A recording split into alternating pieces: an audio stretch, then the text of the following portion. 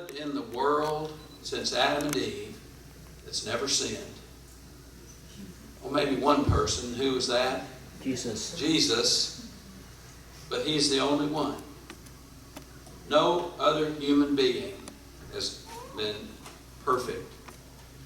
And what that means, as far as this law gate into heaven is concerned, is that although it's there, and although God wants this to be the way we get into fellowship with Him, it's closed. It's locked. It's shut and sealed. Because sinners cannot get into heaven by works of law. And that's why God has made a second gate into heaven. And that's what Paul is teaching us in the book of Romans. If I had maybe 50 hours, I could start teaching the book of Romans for you. I actually wrote a commentary on Romans that's 1,000 pages long. But I don't think we can go through all of that right now. But let me summarize what he's saying in Romans. In the first part of Romans, the first section, he is pointing out this fact. Nobody has ever kept all of God's commandments except Jesus, and he's not really part of this discussion. Everybody's a sinner. Therefore, the law gate to heaven is closed. Nobody is under law as a way of getting to heaven. And then in the second section of Romans, Paul says, but don't despair, because God has made another gate into heaven. And that is the grace gate. The grace gate. And it is a new gate that even sinners can enter through into heaven. Sin does not keep you from entering heaven through the grace gate. And Paul explains that in that section of Romans that starts with chapter 3, verse 21.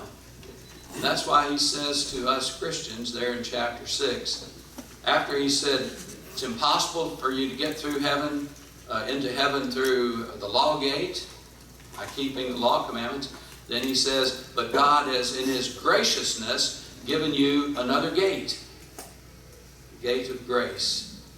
And then he says to us there in 6:14, and you Christians, you're not under law.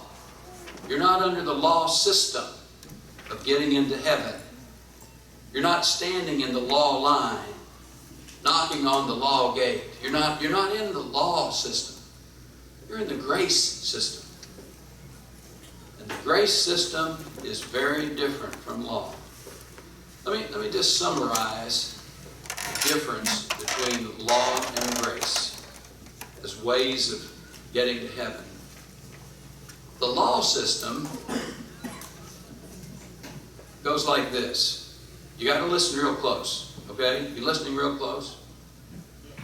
Keep the commandments, escape the penalty of the law we're talking about. Keep the commandments of the law, you'll escape the penalty of the law. Make sense?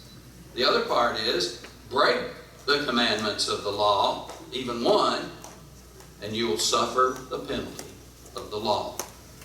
And the penalty of God's law, or breaking God's law, is spending eternity in hell. That's how it is under law. You keep the commandments, you escape the penalty. But if you break the commandments, you suffer the penalty.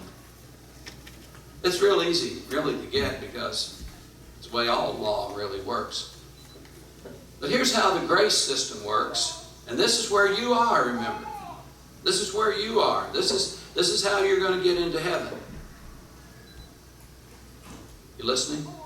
Yes. Okay. Keep the commandments of the law, but suffer the penalty. Break the commandments of the law, but escape the penalty. Did you hear me? That makes sense? Actually, no. Doesn't make sense. Keep the commandments, but suffer the penalty? Who wants to do that? Break the commandments, but escape the penalty? Wouldn't that be nice? But folks, that's exactly how the way grace works. Those are the rules of grace. That first part, keep the commandments but suffer the penalty. Does that sound fair? Actually, it's not fair. But do you know who that really applies to? When God set up the grace system and said, all right, under grace, keep the commandments but suffer the penalty, do you know who he ever intended that to apply to? One person. And who is that one person? Jesus Christ, who kept all the commandments of the law that applied to him.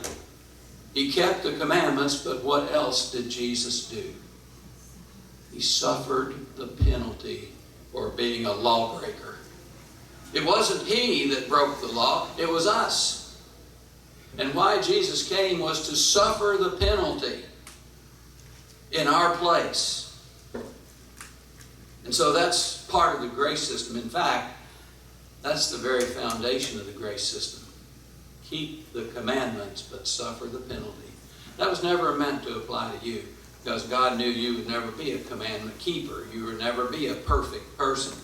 That was intended only to apply to Jesus. And Jesus did that. He kept the commandments and he suffered the penalty so that the second part of the grace system could apply. And the second part is break the commandments, but escape the penalty. Who does that apply to? You know anybody that's broken the commandments? You know anybody that's sinned against God's law? Do you know anybody? Everybody. Every single one of you sitting here and listening to me, this applies to you. You're a lawbreaker, a commandment breaker. You may not like to think about it, but that's the Bible's teaching. All have sinned. But what else is true? We not only have broken the commandments, we're going to escape the penalty of hell. Is that fair? Is it fair for a lawbreaker to escape the penalty? No, it's not. It's not fair. But it's not supposed to be fair. I tell you, law is fair, but grace is the very opposite of fair. And God treats us the very opposite of what we deserve. That's what grace is all about. As long as you are thinking that, oh, God's going to be fair with me on the day of judgment, you can't have much hope for salvation. You don't really want God to be fair with you on the day of judgment, do you? Because fair to sinners is hell. We don't want God to be fair. We want him to be the opposite of fair. And that's what grace is all about. That's why we're not under law, which is the fair system. We're under grace, which is the anti-fair, opposite of fair system. And it's possible only because of Jesus. By grace. Hey, second.